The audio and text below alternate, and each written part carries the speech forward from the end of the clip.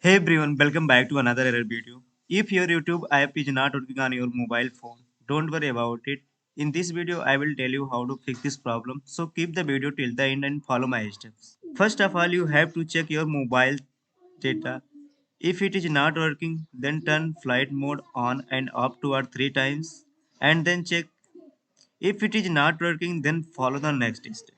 Second solution is check YouTube app and device update. For this, you have to go to Play Store and search YouTube. And if update is available, then update is first. And if it is already updated, you have to update your device. For this, you have to go to the mobile settings and then go to the system updates and then check for updates and update it. After doing this step, check your problem. If it is persist, then go to the next solution. Next solution is clear cache. For this, long press on the YouTube app and then go to the info and then click on the storage. Here you can clear cache and data. After doing this step, check the problem. If it is persist, then restart your device. After applying these methods, your problem may be fixed.